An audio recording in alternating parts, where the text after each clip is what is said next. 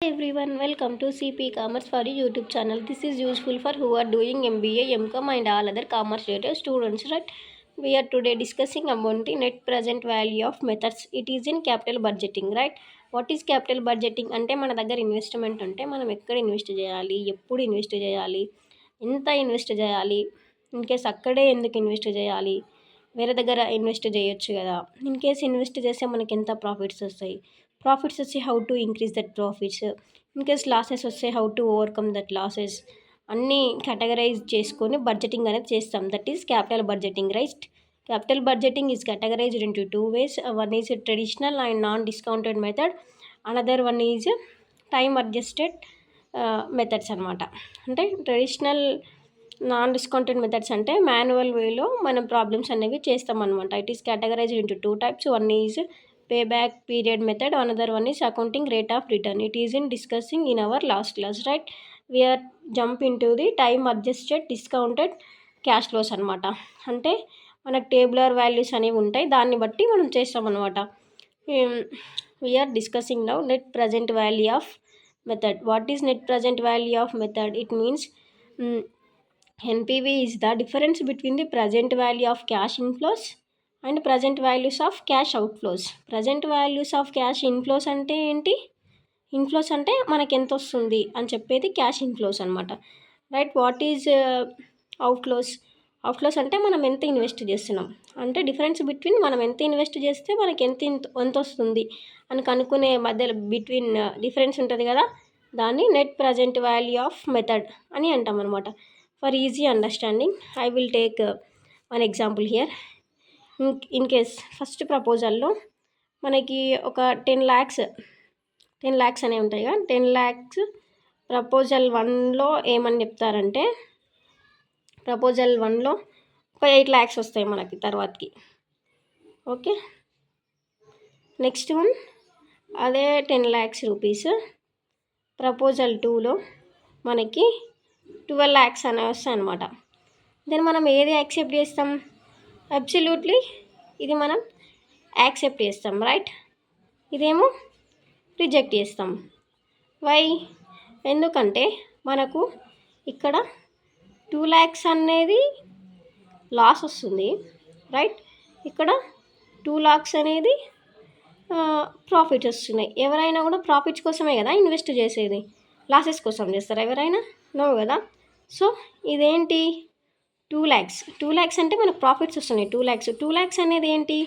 After 2 years, after మనకు వచ్చే after 2 years అనమాట. ఇది ఆఫ్టర్ 2 years మనకు 2 lakhs ప్రాఫిట్స్ వస్తే ప్రజెంట్ దీని వాల్యూ ఎంత అని కనుక్కునేది net present value of method అని అంటాం అనమాట. ఓకే, కనుక్కోవడానికి ఒక ఫార్ములా అనేది ఉంటుంది. Net present value is equals to C1/1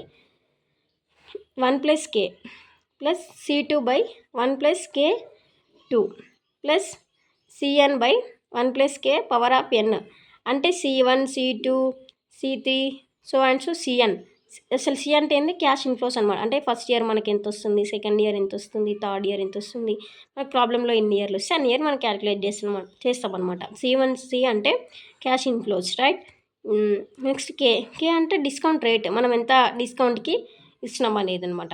in case present వాల్యూని కనుక్కోవడానికి ఈజీ వేలో 1/1 + R పవర్ ఆఫ్ 1 చేస్తే ప్రజెంట్ వాల్యూ అనేది మనం కనుక్కోవచ్చు అనమాట. ఫార్ములా వచ్చేసి ఇది. ఇన్ కేసు 10% చేస్తే 1/1 + 10% అంటే ఎంత? 0.10 కదా, ఈజ్ ఈక్వల్స్ టు 1/1 + 0.10 అంటే 1.10. Next equals to 1/1.10 is equals to 0.909. ఇది ఫస్ట్ ఇయర్కి.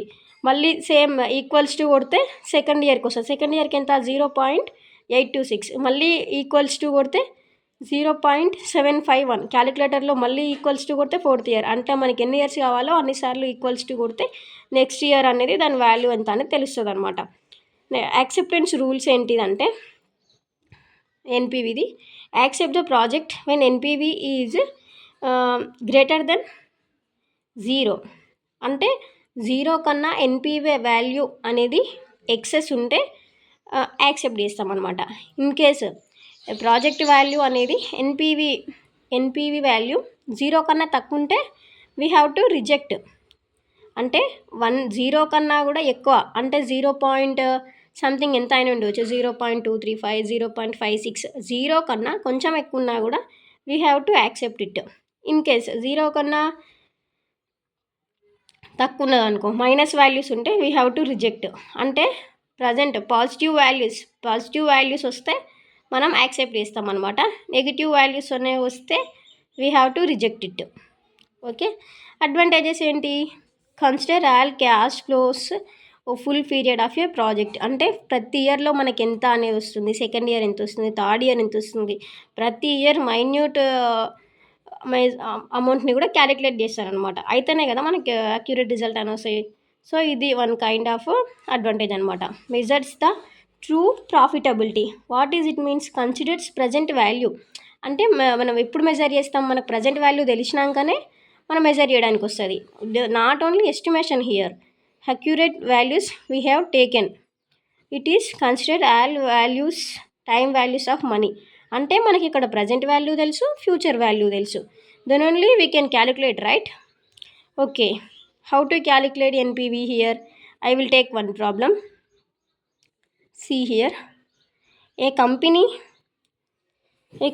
has considering 2 projects. Initial investment for each project is equals to 300 అనమాట. కాస్ట్ వచ్చేసి 10% డిస్కౌంట్.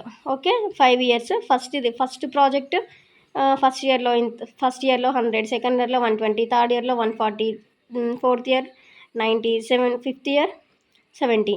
బి అంటే సెకండ్ ప్రపోజల్ బి ఏమో first year 50, second year 60, third year 80, fourth year 100, fifth year 120 అనమాట. Problem is here. మనం చేయడానికి formula tabular form అనేది నేర్చుకోవాల్సింది వస్తుంది అనమాట.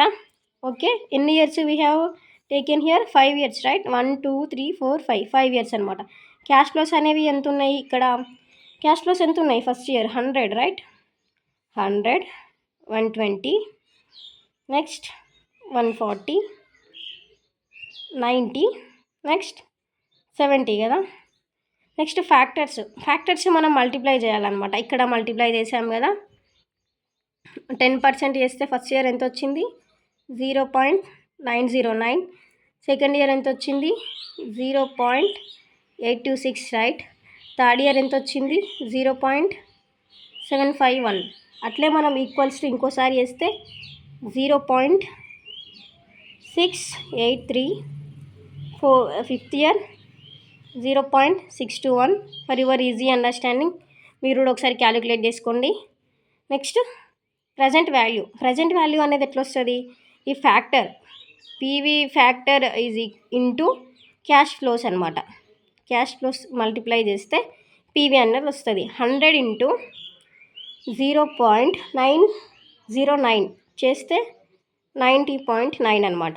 నెక్స్ట్ 120 ఇంటూ 0.826 చేస్తే 99.12 అనమాట. నెక్స్ట్ 140 ఇంటూ 0.751 చేస్తే 10.14 అనమాట. Next fourth year 90 into 0.683 is equals to 61.47, right? Next fifth year 70 into 0.621 చేస్తే 43.47 అనమాట. ఇవన్నీ ప్లస్ చేయాలి. 90.9 ప్లస్ 99.12, నెక్స్ట్ 105.14 ప్లస్ 61.47 ప్లస్ 43.47 చేస్తే 400.10 అనమాట. ఒకసారి మీరు కూడా క్యాలిక్యులేట్ చేసుకోండి for your easy understanding. Next మనం ఏ వాల్యూస్ అనేవి ఇక్కడ క్యాలిక్యులేట్ చేసామన్నమాట. Next calculation of B values. ఇక్కడ ఎన్ని ఇయర్స్ ఉన్నాయి? 5 years ఉన్నాయి కదా. 1, 2, 3, 4, 5 అంటే 5 years we have to taken here.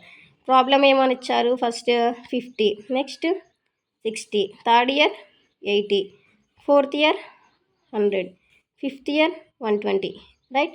10% అన్నప్పుడు దేనికైనా సేమే వస్తుంది కదా. పర్సంటేజ్ ఎంత వచ్చింది ఇక్కడ చూడండి? 0.909, 0.826, right? 0.751, 0.683, fifth year 0.621, next PV అనేది ఎట్లా వస్తుందని చెప్పిన, ఈ రెండు మల్టిప్లై చేయాలని చెప్పిన. Cash flows into cash factors. Next 50 into 0.909 చేస్తే 45.45 అనమాట. నెక్స్ట్ 60 ఇంటూ 0.826 చేస్తే 49.56. థర్డ్ ఇయర్ 80 ఇంటూ 0.751 చేస్తే 60.08 అనమాట. నెక్స్ట్ ఫోర్త్ ఇయర్ 100 ఇంటూ 0 చేస్తే 68.30. నెక్స్ట్ ఫిఫ్త్ ఇయర్ 120 ఇంటూ 621 చేస్తే 74 ప్లస్ 52. ఈ 5 కూడా మనం అనేది యాడ్ చేయాలన్నమాట. 45.45 ప్లస్ 49.56 ప్లస్ 60.08 68.30 74.52 చేస్తే 297.52, right. Next we have to calculate NPV here. NPV అంటే ఏంటి, ఏమనుకున్నాం మనం, difference between the cash inflows and cash outflows, right. Cash inflow మనకి ఇక్కడ ఎంత వస్తుంది, 400.10. ఎంత మనం ఇన్వెస్ట్ చేసేది 300 కదా. So 400 minus 300 is equals to 100.10. ఇది ఏ అనమాట. Next NPV NPV of B అనమాట. బి ఎంత వస్తుంది, మనకి ఎంత వచ్చింది, ప్రజెంట్ వాల్యూ ఎంత 297.52. మనం ఇన్వెస్ట్ చేసింది ఎంత 300. సో ప్రజెంట్ వాల్యూ మైనస్ 2.09 అనమాట.